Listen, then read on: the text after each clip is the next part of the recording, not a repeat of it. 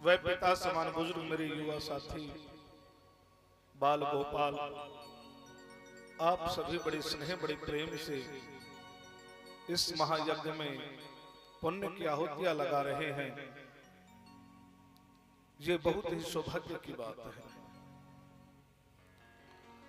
ये जन्म और मरण का जो चक्र है, ये तो आज नहीं तो कल हमारे साथ भी होना है। इसलिए बहुत सहानुभूति हमें ऐसे परिवार से है। परमेश्वर की कृपा से वो पूर्ण आयु को प्राप्त हुई है। ये गोविंद की कृपा है, अपने सत्कर्म है।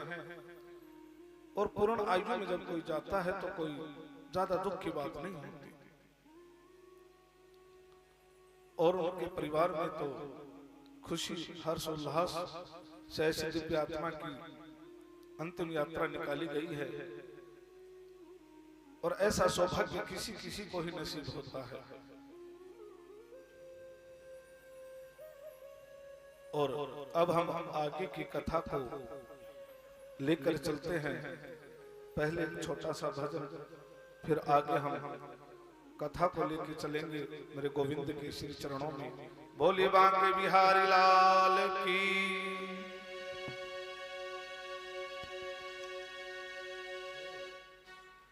हो मेरी विनती यही है राधे रानी, कृपा बरसाए रखना है।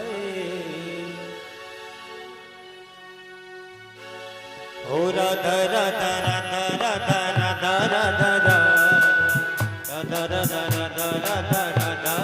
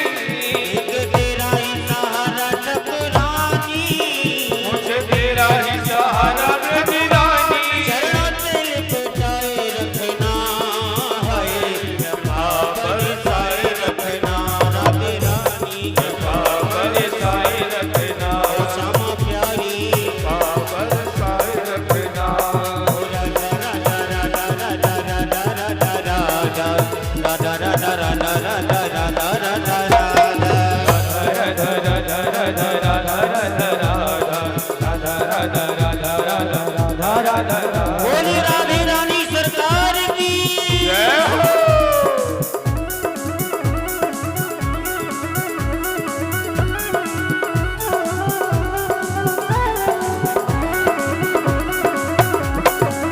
तालियां बजाते हैं।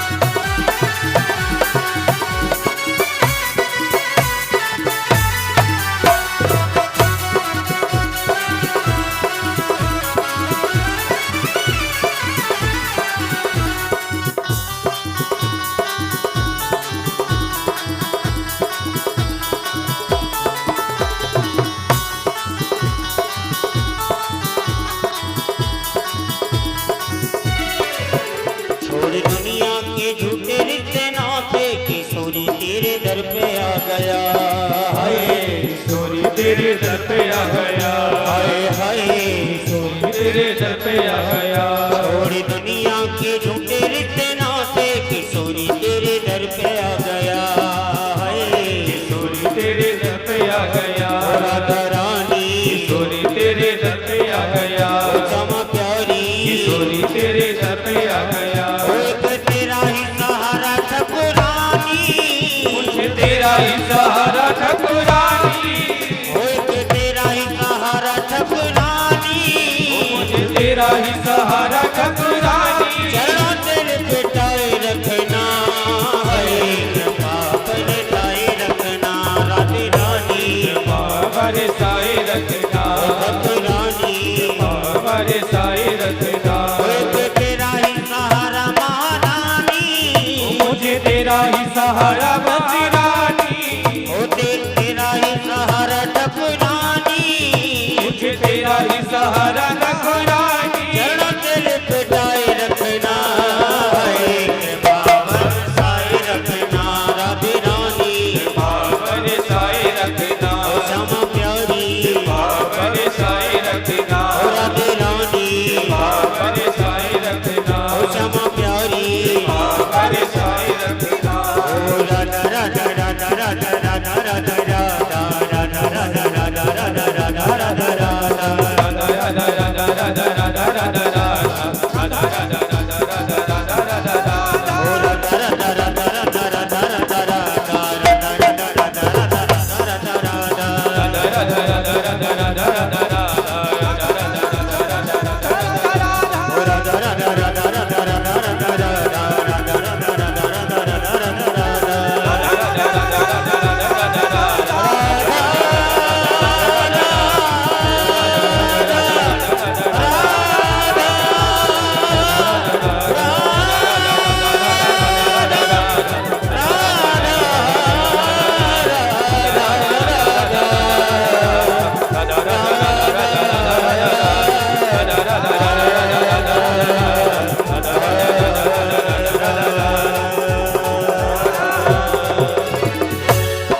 एक तेरा ही सहारा ठकुरानी, चरणों से लिपटाए रखना है, कृपा बरसाए रखना राधे रानी, कृपा बरसाए रखना।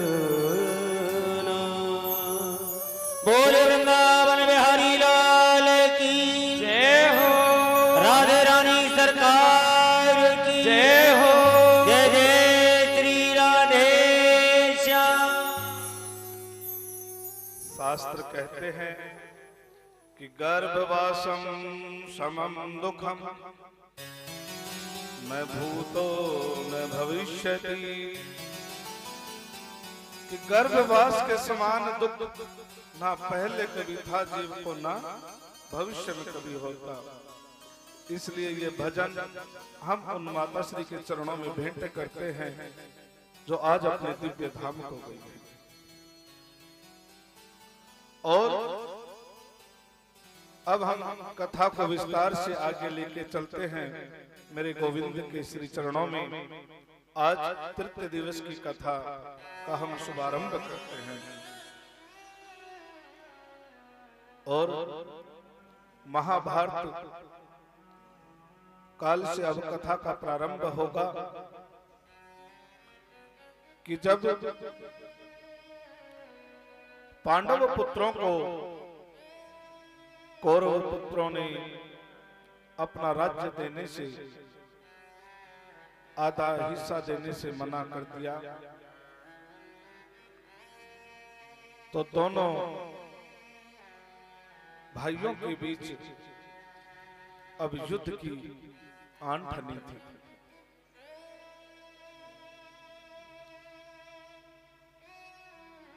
बड़े बड़े विद्वान महाराज धृतराष्ट्र के दरबार में हैं। श्री कृपाचार्य जी महाराज, श्री द्रोणाचार्य जी कुल गुरु हैं, श्री कृपाचार्य जी, श्री द्रोणाचार्य, भीष्म पितामह जैसे अनेकों अनेक दिग्गज इस राज्यसभा में हैं। परंतु पुत्र मोह में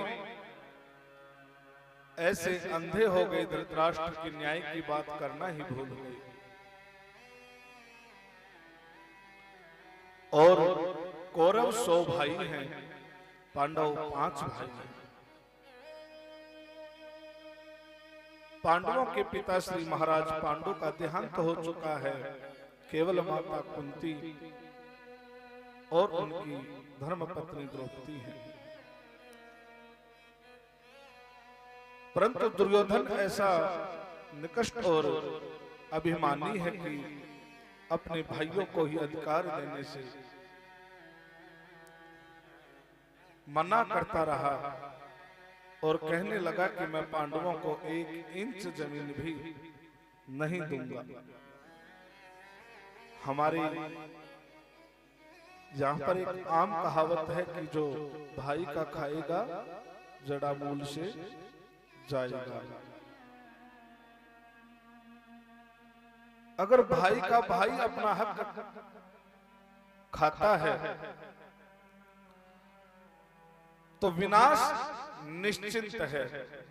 इसलिए कभी अपने भाई के साथ कोई दगा मत करना।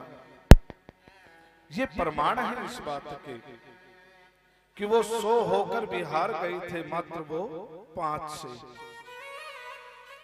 क्योंकि परमात्मा न्याय अवश्य करते हैं, क्योंकि उसके घर देर है अंधेर नहीं है। अब जब दोनों सेनाओं में युद्ध की स्थिति बन गई तो युद्ध एक 2 शब्दों का ही एक शब्द है, परंतु जब इस युद्ध की स्थिति को, इसके परिणाम को देखा जाता है तो बहुत भयंकर परिणाम होते हैं इसके। युद्ध कोई छोटी चीज नहीं है, क्योंकि कि युद्ध से हजारों लाखों बच्चे अनाथ हो जाते हैं, हजारों लाखों माताएं बहनें विधवा हो जाती हैं और हजारों लाखों माताओं की गोद सूनी हो जाती है। अब इस भयंकर दृश्य को जब हम अपने एक बार चित्रण करके देखते हैं तो रूह कांप जाती है युद्ध के परिणाम देखकर। तो मेरे गोविंद कन्हैया ने सोचा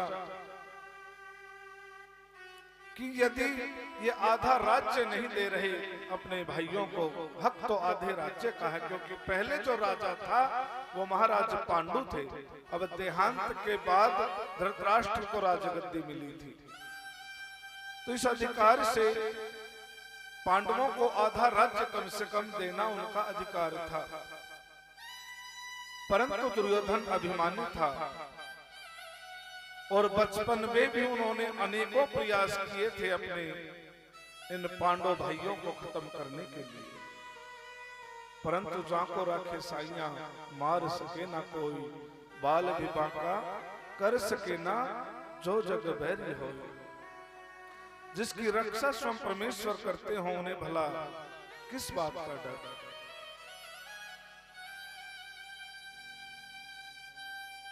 अब तो मेरे गोविंद ने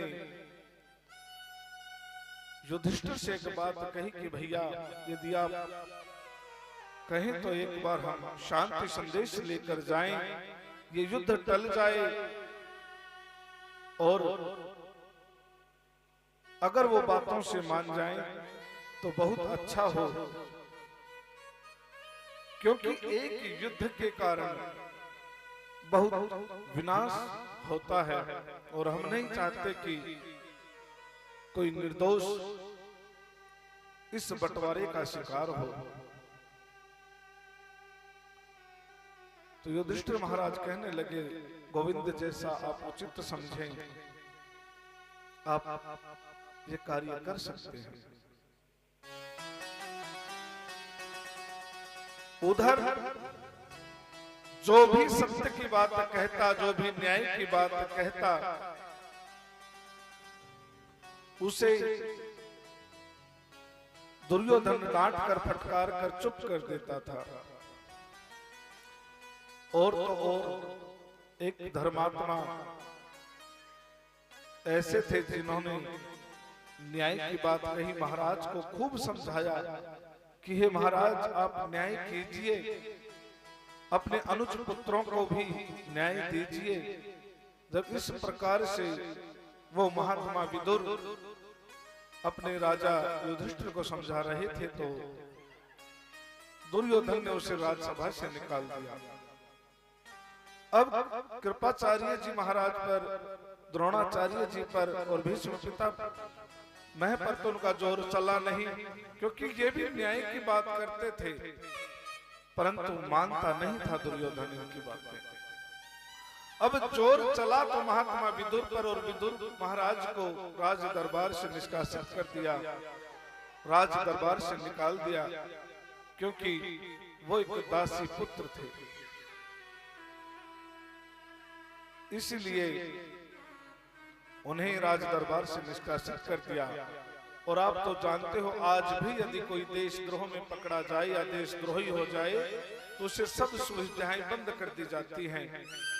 देश निकाला जिसे कहा जाता है, तो वो एक जंगल में अपनी एक पर्णकुटी बनाकर अपनी धर्मपत्नी जी के साथ अपना जीवन यापन कर रहे थे महाराज महात्मा विदुर जी। इधर जब मेरे गोविंद शांति संदेश लेकर शांति दूत बनकर हस्तिनापुर आते हैं, तो जब दुर्योधन को पता चला कि श्री कृष्ण शांति दूत बनकर आ रहे हैं, तो उनका एक मामा था जो बहुत कपटी था, जो कपट की राजनीति किया करता था। क्या नाम है उनका? क्या नाम है दुर्योधन के मामा का? शकुनी। शकुनी उनके मामा है, और वो कपट की राजनीति किया करते थे। कंधार के नरेश थे वो। तो वो कहने लगे कि भांजे, जब श्री कृष्ण यहाँ पर आए तो उनसे मीठी मीठी बातें करना। अब दुर्योधन काहे का झुकने वाला, अहंकार में चूर था। बोला, हमें झुकने की क्या आवश्यकता है, क्या कर सकता है हमारा वो कन्हैया माखन चोर। बोले, शायद तुम्हें पता नहीं है, वो अब द्वारकाधीश है, और अब उनके पास अक्षौहिणी सेना है, और पुत्र युद्ध में बातों से नहीं सेनाओं से लड़ा जाता है, युद्ध में हथियारों से लड़ा जाता है, घुड़सवारों से लड़ा जाता है। और यदि आप उनके साथ व्यवहार उचित करोगे तो उनसे उनकी अक्षौहिणी सेना मांग लेंगे।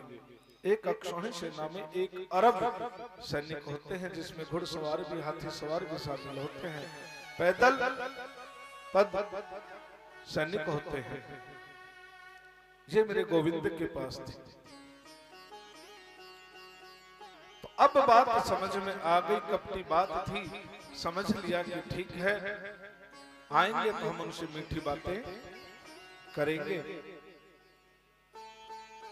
और अब तो अपने मामाश्री की बात को मानकर पता चला कि गोविंद आ रहे हैं, तो मुख्य द्वार को सजवा दिया, रास्ते पे औरतों को खड़ा कर दिया पुष्प लेकर कि जब गोविंद आए तो पुष्प वर्षा करना। इत्र लेकर खड़े हैं, इत्र का छिड़काव करना, मीठी मीठी सुगंध चले, और पानी का छिड़काव किया जिससे ठंडी ठंडी हवा चले।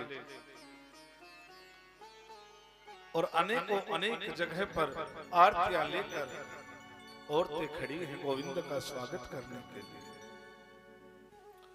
और सारे नगर को एकत्रित कर दिया कि जहां से मेरे गोविंद आए, जिस रास्ते से, उस रास्ते पर सारी जो जनता है, प्रजा खड़ी हो जाए और प्रत्येक जनमानस मेरे गोविंद का स्वागत करे।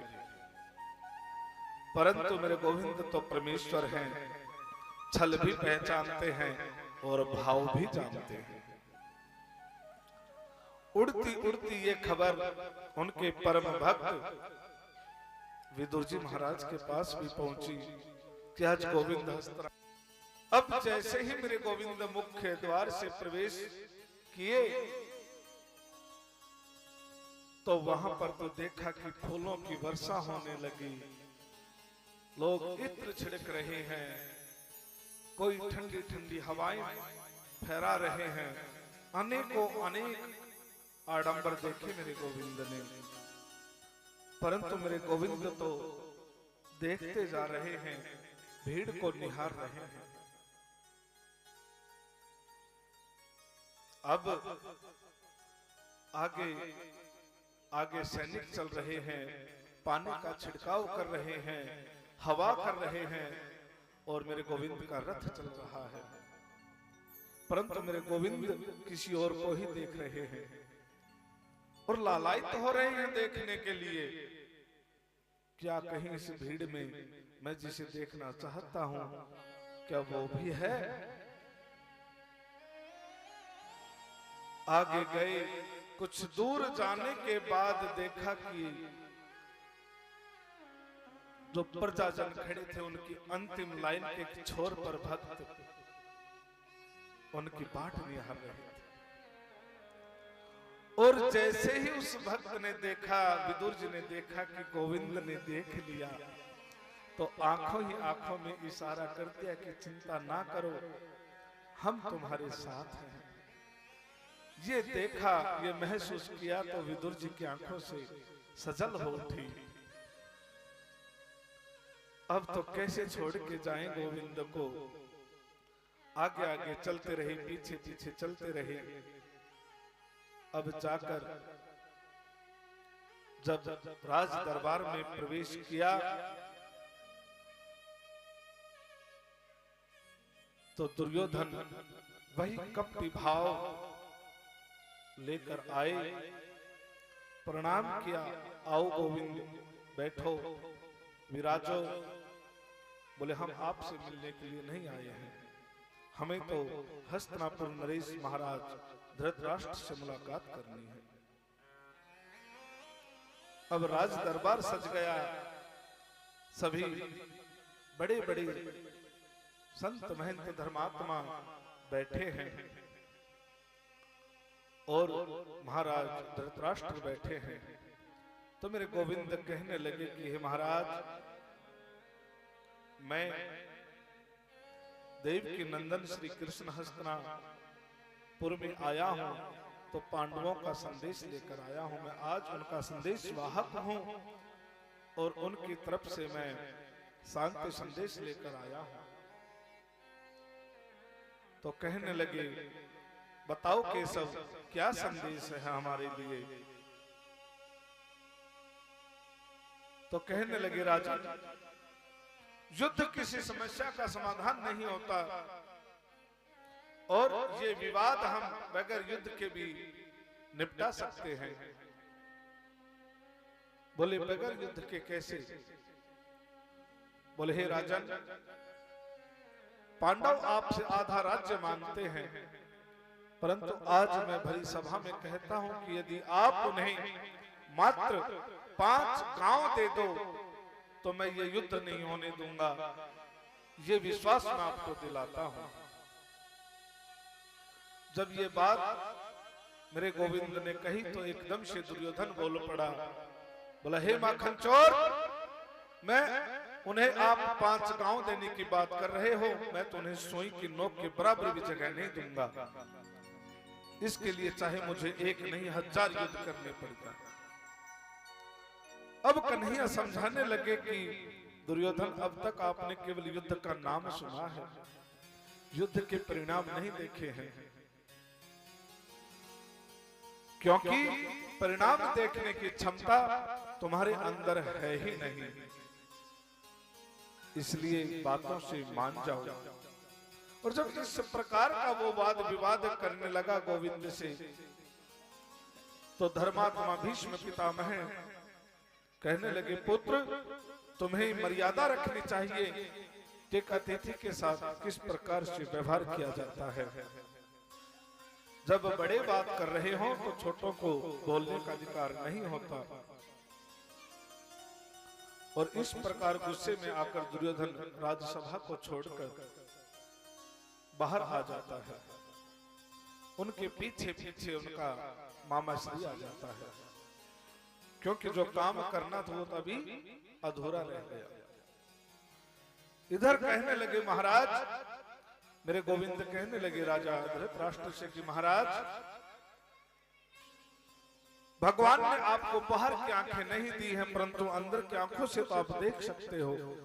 आप स्पष्ट देख पा रहे हो कि आपका पुत्र अन्याय कर रहे हैं, और जब तक आप हो आप ये अन्याय नहीं होने दोगे, ये मुझे विश्वास है।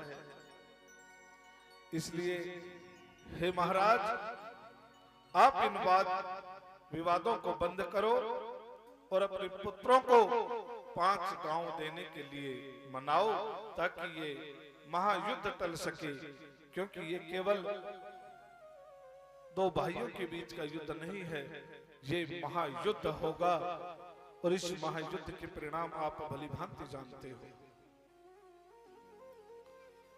महाराज धृतराष्ट्र की आंखों में अश्रुधारा आ गई और कहने लगे, गोविंद, मेरे पुत्र मेरे कहने के अनुसार नहीं है, मैं मजबूर हूं, मैं कुछ नहीं कर सकता। मैं एक पिता होकर भी, एक राजा होकर भी अपाहिज की भांति हूं, इसलिए मुझे क्षमा करो। जब ये जवाब महाराज धृतराष्ट्र ने दिया तो मेरे गोविंद बोले, अब तो महाराज ये हस्तिनापुर महाविनाश की लीला देखेगा, और इस युद्ध को यदि कोई रोक सकता था तो वो आप थे, और जब अब आप में ही क्षमता नहीं रही तो अब ये युद्ध टलने वाला नहीं है। और प्रणाम करके मेरे गोविंद राज्यसभा से चलने लगे। बाहर इतने में शुकनी ने अपने भांजे को फिर पढ़ा दिया, बोले, मूर्ख, क्या करते हो? इनको नाराज करके क्या लोगे? इन्हें मनाओ और अपनी भूल के लिए क्षमा मांगो। तो दुर्योधन जैसे ही मेरे गोविंद बाहर आने लगे तो दुर्योधन फिर हाथ जोड़कर आता, केशव, क्रोधवश मैंने आपसे आप शब्द कह दिए, इनके लिए मैं क्षमा चाहता हूं। आइए, हमारी माता श्री ने आपके लिए 56 भोग बनाए हैं, भोग पाइए। तो गोविंद कहने लगे, दुर्योधन, इंसान भोजन 2 ही अवस्थाओं में करता है, या तो वो अति भूखा हो या उसे भोजन खिलाने वाले का डर हो, और दोनों अवस्थाएं मेरे साथ नहीं हैं। डरते तो हम तुम्हारे पिताश्री से भी नहीं हैं, तुम्हारी तो बात ही क्या है, और दूसरा भूखे हम हैं नहीं, और वैसे भी हमारा तो निमंत्रण पहले ही आ चुका है। दुर्योधन कहने लगा कि आपका निमंत्रण पहले ही, हमसे पहले किसने आपको निमंत्रित कर दिया? बोले, हैं एक हमारे परम प्रिय भक्त विदुर जी ने हमको निमंत्रित किया है, और आज का भोजन तो हम उन्हीं के घर करेंगे। अब विदुर जी बेचारे प्रणकुटी बनाकर रह रहे थे, तो कहने लगे कि केशव, उनको तो खुद के खाने का नहीं पता, वो तुम्हें क्या भोग खिलाएंगे? उन्हें पता नहीं कितने कितने दिनों में भोजन मिलता होगा। राज दरबार से निकलने के बाद उनके पास कोई जरिया नहीं है। बोला, जरिया हो ना हो, अब तो हम भोजन करेंगे तो विदुर जी के घर करेंगे। ये बात जब दुर्योधन को कही तो ये वृत्तांत महाराज महात्मा विदुर सुन रहे थे। अब तो बेचारे के मन में बात आई कि अब कह दिया है गोविंद ने तो आएंगे, परंतु जब घर की स्थिति देखी कि घर में तो कुछ खाने का है ही नहीं, और कह दिया तो आएंगे, अब बेचारी ने सोचा कि आने से पूर्व कुछ ना कुछ व्यवस्था करनी पड़ेगी, और सर्व प्रयत्न चीजों का संग्रह करने के लिए बाजार की ओर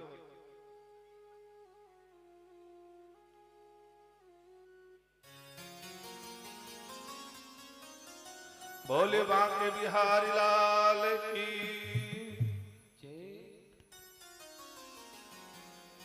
हो सबसे ऊंची प्रेम सदा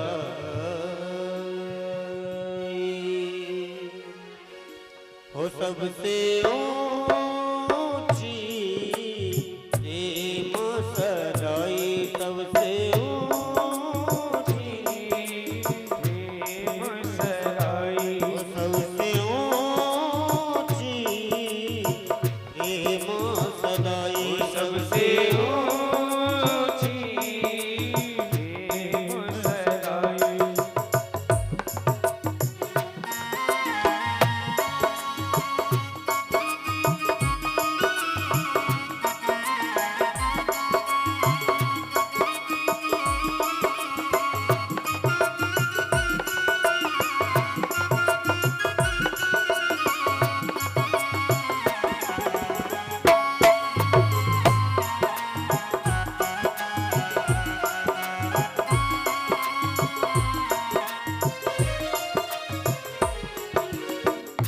दुर्योधन की मेवा त्यागी दुर्योधन की मेवा त्यागी हो दुर्योधन की मेवा त्यागी दुर्योधन की मेवा त्यागी हो मेवा त्यागी हाँ मेवा त्यागी मेवा त्यागी हाँ मेवा त्यागी हो साग बिगड़े घर खाई है सबसे ऊंची प्रेम सदाई सबसे ऊंची प्रेम सदाई हो सबसे ऊंची प्रेम सदाई सबसे ऊंची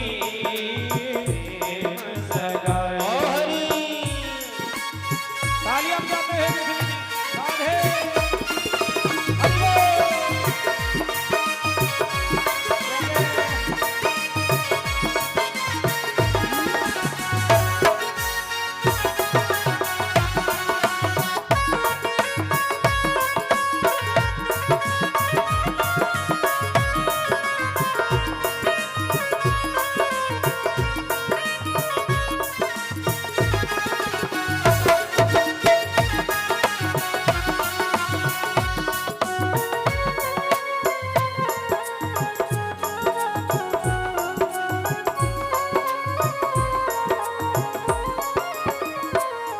झूठे फल सबरी के खाए झूठे फल सब के खाए ओ झूठे फल सबरी के खाए झूठे फल सब के खाए और चिरुच ठाकुर भोग लगाए रुच रुच ठाकुर भोग लगाए और चिरुच ठाकुर भोग लगाए रुच रुच ठाकुर भोग लगाए और चिरुच ठाकुर भोग लगाए रुच रुच ठाकुर भोग लगाए ओ मन में हाय कैसे भाए मन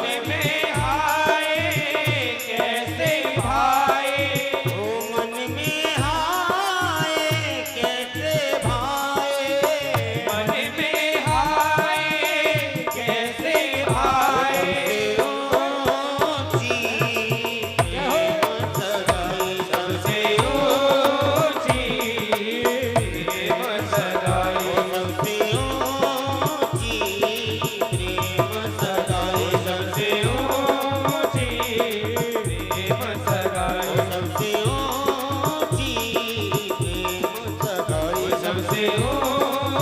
प्रेम सगाई। बोल वृंदावन बिहारी लाल की जय हो। जय जय श्री राधे श्याम।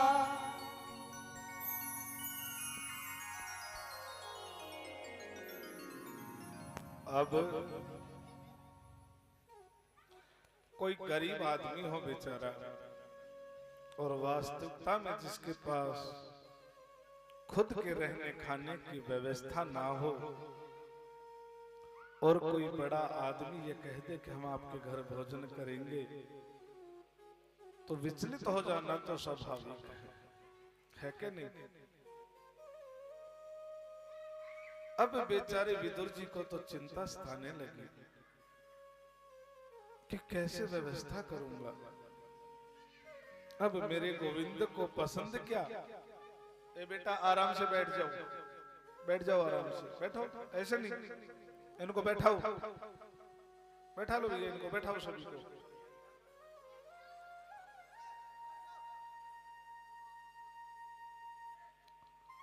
तो बेचारे विदुर जी को चिंता हो गई कि कैसे क्या करें।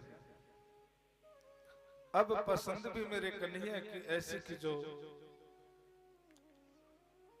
माखन, मिश्री, पेड़ा है ना, यही पसंद है ना मेरे गोविंद को। अब इनको जुटाने में धन का व्यय तो होना था, और ये पक्का जच गया कि जब गोविंद ने कहा है तो टलेंगे नहीं, आएंगे जरूर। ऐसा नहीं है कि बहाना बना रहे हैं, क्योंकि परमात्मा कभी बहाने नहीं बनाते। अब तो बेचारे दौड़े दौड़े बाजार की तरफ गए कि जब तक गोविंद यहां से निपट कर आएंगे तब तक व्यवस्था कर लूं। इधर गोविंद दुर्योधन को ये कह के महाराज विदुर जी की पर्णकुटी की ओर चल पड़ते हैं और पर्णकुटी पर पहुंचकर दरवाजा खटखटाया। अंदर से आवाज आई, कौन? कहने लगे मैया कन्हैया। इतना कहना था कि अंदर से माता जी तो भाव विभोर हो गई।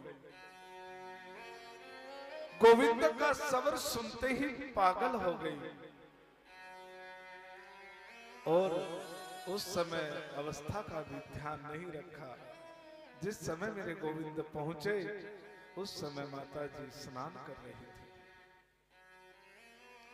और जैसे ही अपने परम प्रिय परमेश्वर का सवर सुना तो अपने आप को रोक नहीं पाई और उसी अवस्था में आकर दरवाजा खोल दिया। आओ मेरे गोविंद, आओ मेरे कन्हैया, आओ, बड़ी कृपा की। और आंखों में सजल हो रही हैं आंखें, जल भरा है आंखों में। आओ। मेरे गोविंद ने देखा कि माता जी तो भाव विभोर हो गई। अपना दुपट्टा उतारा, माता जी के तन पर डाल दिया। मेरे गोविंद ने पर्णकुटी में प्रवेश किया। अब बैठाने के लिए कभी इधर कहे कभी उधर कहे, सारी पर्णकुटी में चक्कर कटा दिया मेरे गोविंद का कि यहाँ नहीं, यहाँ, यहाँ नहीं, यहाँ, यहाँ बैठो मेरे गोविंद, यहाँ बैठो। अब आसन तो दे नहीं, माता जी गोविंद बैठे तो कहां बैठे। फिर बोले माता आसन तो दो। बोले हाँ हाँ गोविंद क्यों नहीं। पाटा देखने लगी, पाटा देखा, एक कोने में पाटा पड़ा था, पाटा उठाया, औंधा रख दिया। बोले बोले गोविंद यहाँ बैठो, यहाँ विराजो। बैठ गई मेरे गोविंद। माता जी की आंखों से पानी बह रहा है, केवल अपने गोविंद को देखे जा रही है और अब तो भगवान से भी नहीं रहा गया। ऐसी भक्ति देखकर मेरे गोविंद की भी आंखों में अश्रु आ गए, प्रेम के अश्रु हैं। और कहने लगे माता क्या हो। ये तो केवल एक भाव की बात है भगवान की। एक बार एक भक्त है ना, भगवान की भागवत का रोज पाठ किया करता था, और पाठ करते करते जिंदगी बीत गई। अब जब अंतिम समय चल रहा था और वो अनवर्त पाठ कर रहा था, तो मेरे गोविंद भक्तों की परीक्षा लेते हैं। तो कन्हैया कहने लगे भक्त को आकर, बोले हे भक्त, बोले तुम क्यों खुश होते हो? हम तुम्हारा पाठ सुनकर नहीं आए हैं और ना ही हम आएंगे। जब ये बात गोविंद ने कही अपने भक्त को, तो भक्त तो खुशी से उछलकर नाचने लगा। अरे बोला, नाचता क्यों है?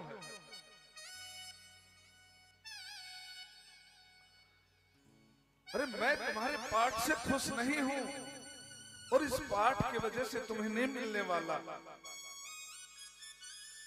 बोले मेरे प्रभु, इस पाठ की वजह से तो तुम मेरे सामने खड़े हो, अन्ना तुम कहां के आने वाले थे?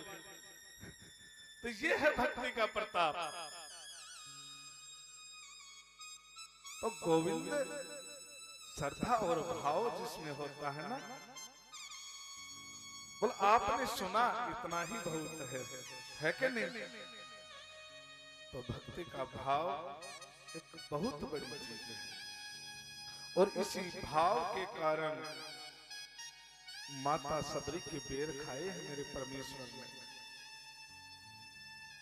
क्योंकि 56 भोग गरीब आदमी तो बेटा कहां से लगाए, बताओ कहां से मिष्टान करे इतने? इसलिए कहा कि भगवान भाव के भूखे हैं, जो कुछ मिल जाए वो उचित है।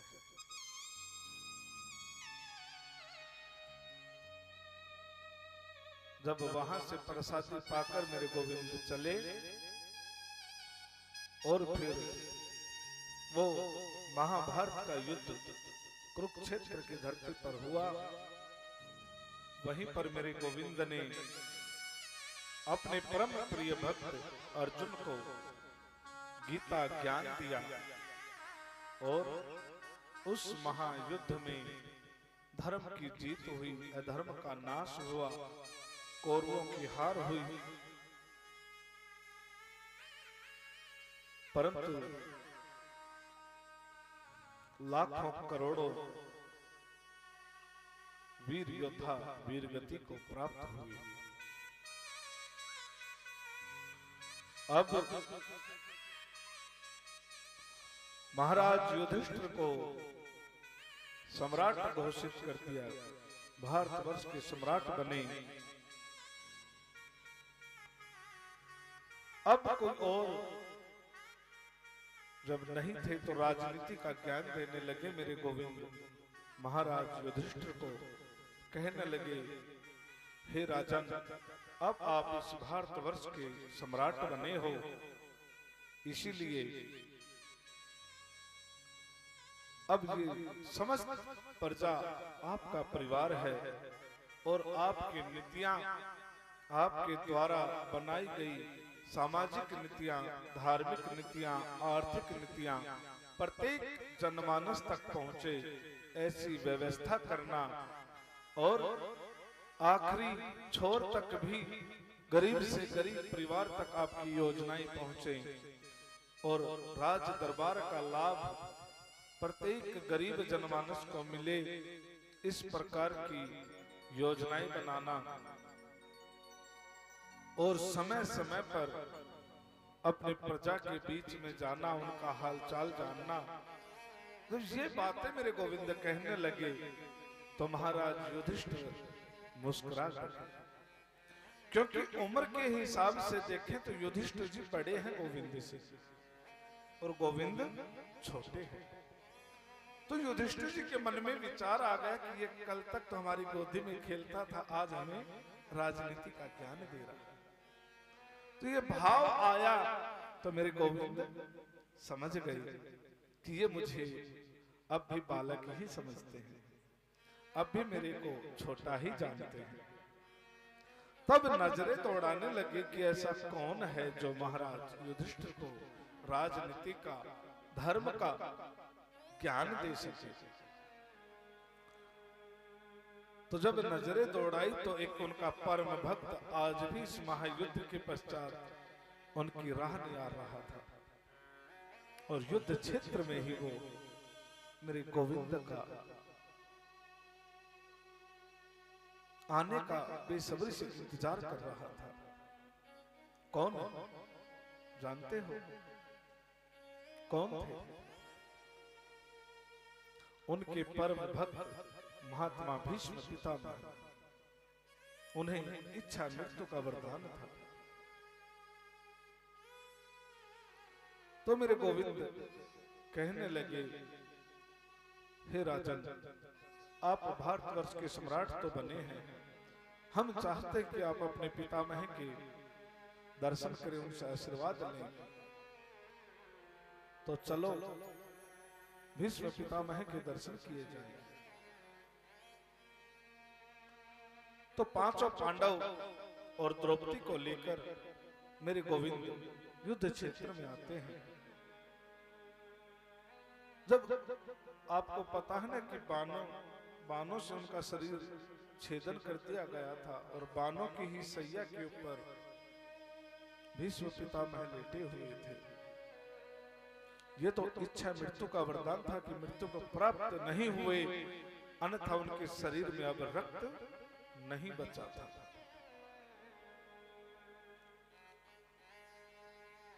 जब कदमों की आहट सुनी, क्योंकि युद्ध क्षेत्र था, लाशों के ढेर पड़े थे, वहां पर रक्त की नदियां बह रही थी, और आज भी प्रमाण है ये कुरुक्षेत्र में, जो भी भाई बहन वहां पर गए होंगे, आज भी प्रमाणित है कुरुक्षेत्र की धरती लाल है।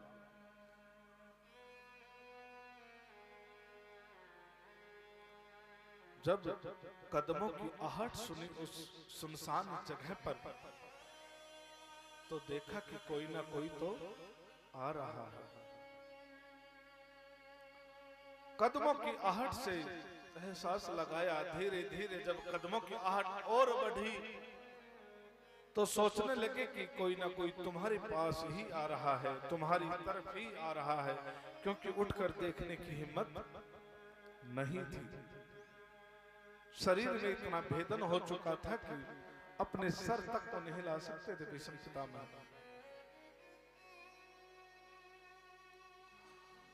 जब धीरे धीरे आगे आए, तो हल्की हल्की दृष्टि से देखा कि गोविंद है, क्योंकि आगे आगे उनका अनुसरण कर रहे थे मेरे गोविंद। और जब अपने परम प्रिय इष्ट देव को भीष्म पितामह ने देखा, तो आंखों से अश्रुधारा कि अपने भक्त के ऊपर कृपा करने के लिए आखिर आ ही गए। और माताओं, आपको बताऊं, कुरुक्षेत्र का युद्ध एक ऐसा युद्ध था जिस युद्ध में प्रत्येक योद्धा ने एक प्रतिज्ञा कर रखी थी। प्रत्येक योद्धा प्रतिज्ञा से युद्ध कर रहा था, और सभी की प्रतिज्ञाएं पूर्ण हुई थी। और तो और स्त्रियों ने भी प्रतिज्ञा कर रखी थी इस महायुद्ध में। ऐसा कोई नहीं बचा था जिसने प्रतिज्ञा नहीं की थी। सभी की प्रतिज्ञाएं पूर्ण हुई, परंतु मेरे गोविंद ने अपनी प्रतिज्ञा को तोड़ा था, और उस प्रतिज्ञा को तोड़वाने वाला कोई और नहीं, खुद भीष्म पितामह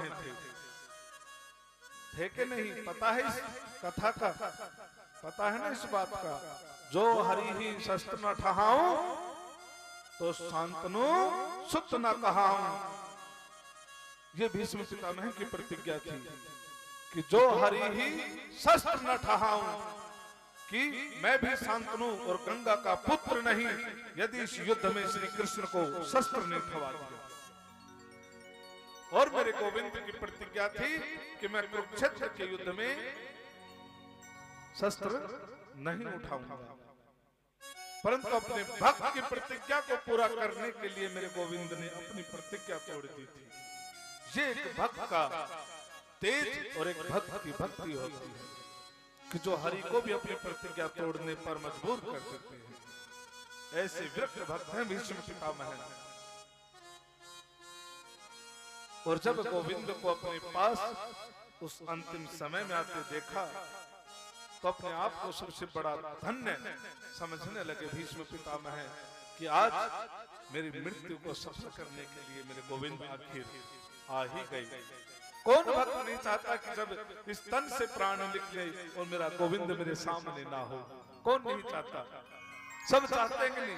हाथ उठा के बताओ, सब चाहते हो ना कि जब इस तन से प्राण निकले तो मेरा गोविंद मेरे सामने हो।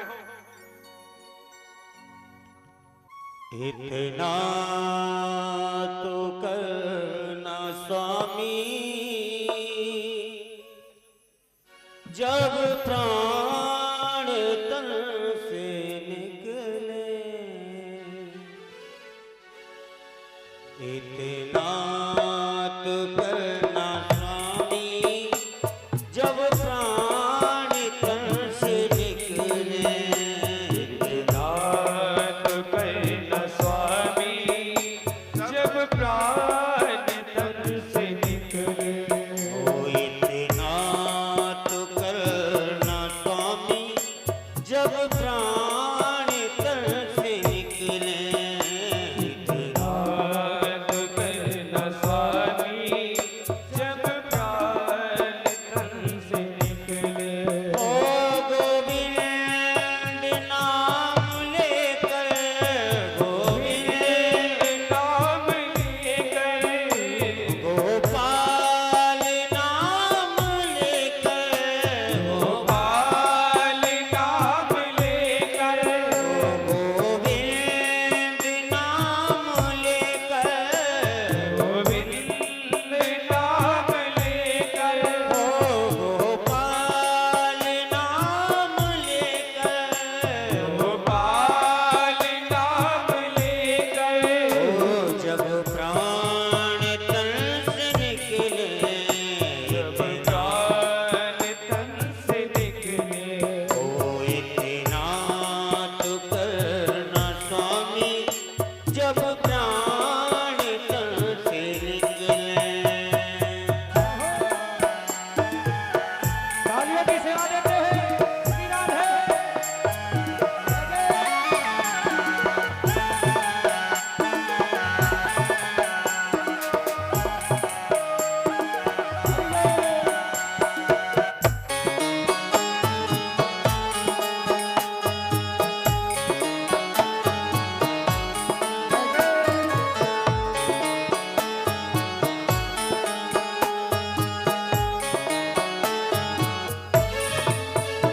श्री गंगा जी का तट हो, यमुना का बंसी बट हो। श्री गंगा जी का तट हो, यमुना का बंसी बट हो। श्री गंगा जी का तट हो, यमुना का बंसी बट हो। श्री गंगा जी का तट हो, यमुना का बंसी बट हो। ओ मेरा सागरा निकट हो, मेरा सागरा निकट हो, मेरा सागरा निकट हो, मेरा सागरा निकट हो। हो जब प्राण तन से निकले, इतना तो करना स्वामी, इतना तो करना स्वामी, जब प्राण तन से निकले। हरि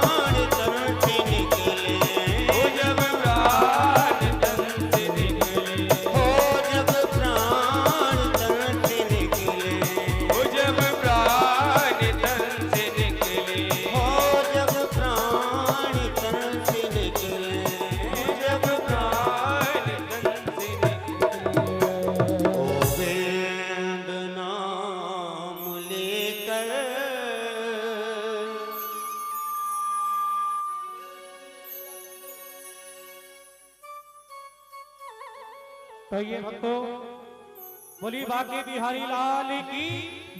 तो ये दानवीरों के नाम आप भक्तों को बताते हैं। श्री मुकेश तंवर जी, श्री मुकेश तंवर जी, श्री विजेंद्र चौहान जी, श्री आनंद तंवर जी, श्री गजेंद्र सिंह तंवर जी, श्री नरेश तंवर जी, टाइयान पाना सेवा समिति। एक बार सभी आए, महाराज जी का आशीर्वाद पाए। एक बार जोरदार तालियां बजाइए। 11,000 रुपए देते हैं। भागवत कथा में टाइयान पाना की स्मृति है। 11,000 रुपए देते हैं दान। एक बार जोरदार तालियां बजाइए। बोल बाके बिहारी लाल की जय। बोलिए राधे रानी सरकार की जय जय। तो ये सभी भक्त जो समिति के हैं महाराज जी से आशीर्वाद पाने के लिए आए। एक बार भक्त ताली बजाते रहे, स्वागत सम्मान करते रहे भक्तों का, खाली न बैठे। कहते कि संत मिलन को चलिए तजमाया अभिमान, संत मिलन को चलिए तजमाया अभिमान, जो जो पग आगे बढ़े कोटन यज्ञ समान। तो संतों की वो महिमा है। और सुनिए दानवीर और भी हैं। श्रीमती कुसुम लता जी, कुसुम बालाजी, शनोब कृष्ण सिंह जी, ये भी 2100 रुपए देते हैं। इनका भी बार बार धन्यवाद। एक बार जोरदार तालियां बजाइए। बोल बाके बिहारी लाल की जय।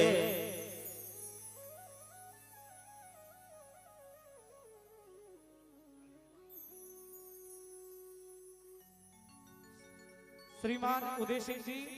और एक बार कृपया करके स्टेज पे आ जाओ, आपका भी मान सम्मान। उदय सिंह तंवर जी, श्री रोहतान सिंह जी एक बार आए।